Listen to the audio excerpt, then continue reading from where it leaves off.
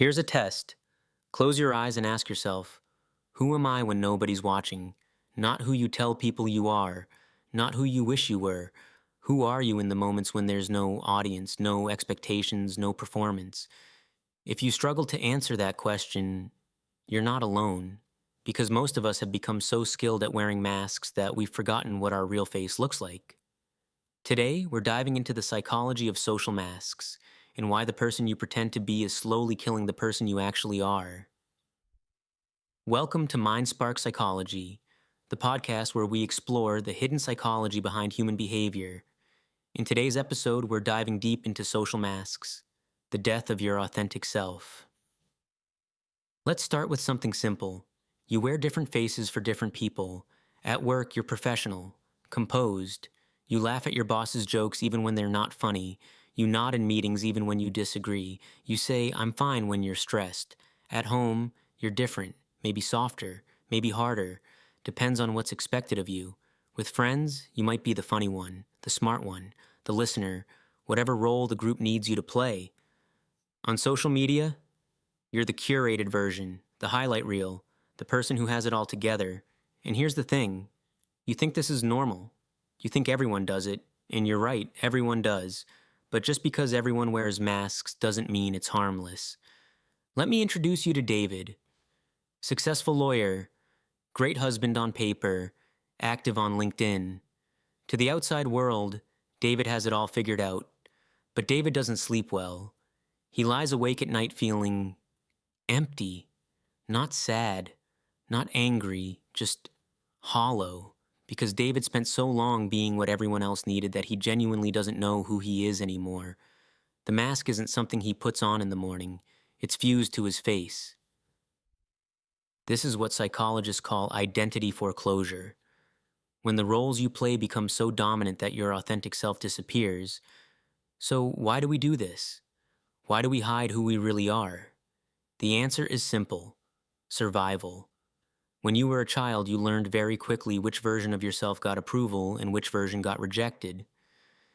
Maybe the quiet version was praised. Maybe the outgoing version was loved. Maybe the version that didn't cry was rewarded. And your brain, designed for survival, started optimizing. It created a working model. This is who I need to be to stay safe, to be loved, to belong. This isn't conscious. You didn't sit down and decide to be fake, you adapted, like all humans do.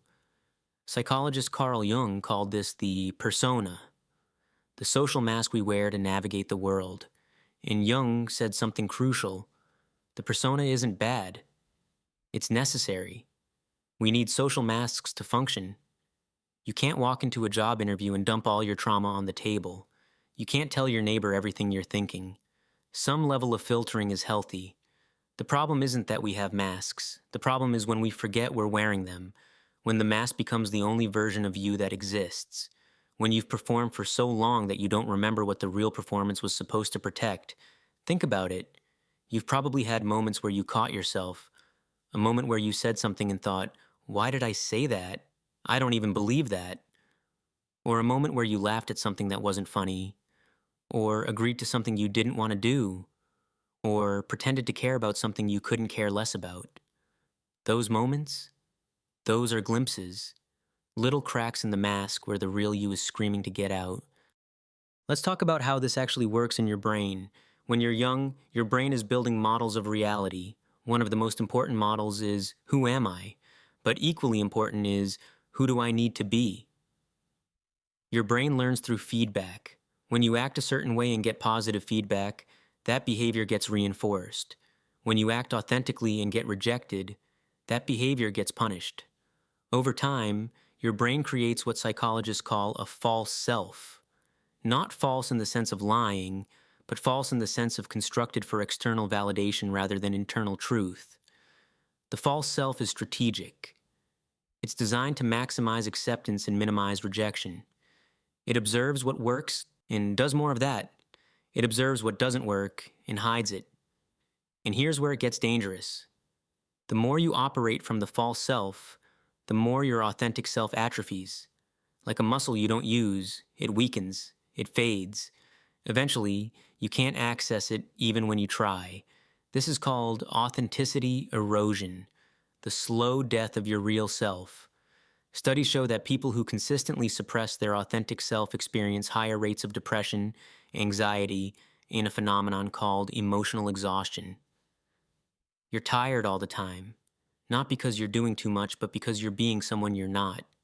And that takes energy, enormous amounts of energy. Now let's talk about what's made this worse. Social media. In the past, you wore masks in specific contexts, work, family, certain social situations, but you also had private spaces, moments where you could be yourself. Social media destroyed that. Now, there's no private space. There's no moment when you're not performing. Every photo is curated. Every caption is crafted. Every story is edited. You're not sharing your life. You're directing a movie where you're both the star and the audience. And the feedback loop is instant. Post something authentic, crickets. Post something polished, likes, comments, validation. Your brain learns.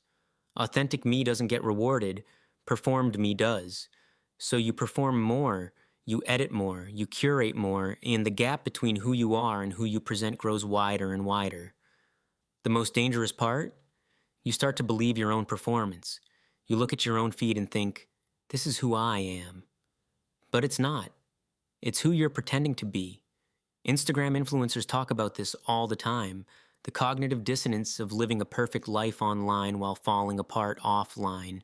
The exhaustion of maintaining an image that has nothing to do with reality. But here's the thing. You don't have to be an influencer to experience this. If you have a social media account, you're doing it too, just on a smaller scale.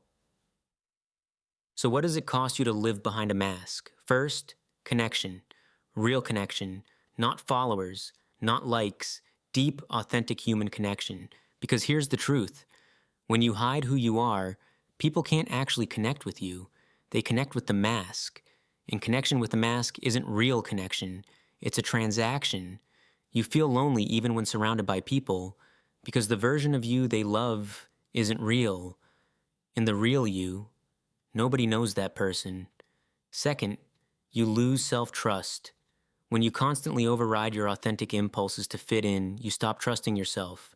You second-guess everything. Do I actually like this? Or am I just saying I do? Third, you lose vitality. Authenticity is energizing. Performance is exhausting. When you spend your entire life performing, you're running on empty. Fourth, you lose growth. Growth requires honesty. You can't improve what you won't acknowledge. If you're always pretending everything's fine, you never address what's actually wrong. And finally, you lose time. You get to the end of your life and realize you spent it being someone else. You played a role so convincingly that you forgot you were acting. That's the ultimate cost.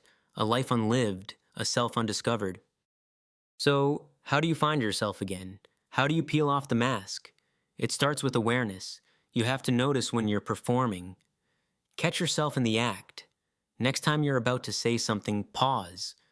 Ask yourself, is this true or is this what I think I should say? Next time you're about to post something, pause. Ask yourself, is this authentic or is this what I think will get validation? Start small. You don't have to burn your life down and start over. Just start with tiny moments of honesty. Tell the truth about something small. Actually, I didn't love that movie. I'm not really in the mood to go out tonight. I don't have an opinion on that. Notice how it feels. Probably terrifying at first, but also liberating. Because here's what you'll discover. Most people won't reject you for being real. In fact, they'll respect you more. Authenticity is magnetic. It gives other people permission to drop their masks, too. Create spaces where you don't perform. Maybe that's journaling. Maybe that's time alone in nature. Maybe that's one friend you can be completely honest with.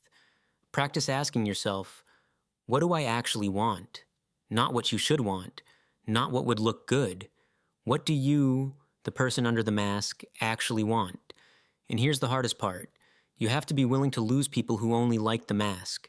Some relationships won't survive authenticity, and that's okay. because those relationships were never real anyway. The people who truly love you will love the real you, and the ones who don't, they were in love with the performance. Let them go. I want you to imagine something. Imagine waking up tomorrow and not having to perform, not having to be the professional version, the social version, the acceptable version, just being you. Messy, complicated, imperfect you. What would that feel like? Probably scary, because you've spent so long hiding that revealing yourself feels like standing naked in public, but also free, because the weight of constantly performing is crushing, and you didn't even realize how heavy it was until you imagined putting it down. Here's the truth.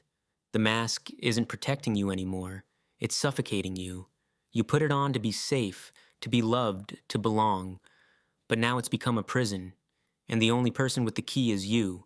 You don't have to rip it off all at once, but you do have to start loosening it, little by little, moment by moment, because the alternative is living your entire life as someone else, and no amount of external success, no number of followers, no level of approval is worth that. Your authentic self is still in there, buried maybe, quiet, definitely, but still there, waiting for you to remember. This has been Mind Spark Psychology. Thank you for being real with me today, even if it was just for these few minutes. Take the mask off, even if just for a moment. See what's underneath. You might be surprised by who you find. And remember, the world has enough performers. What it needs is more people brave enough to be real.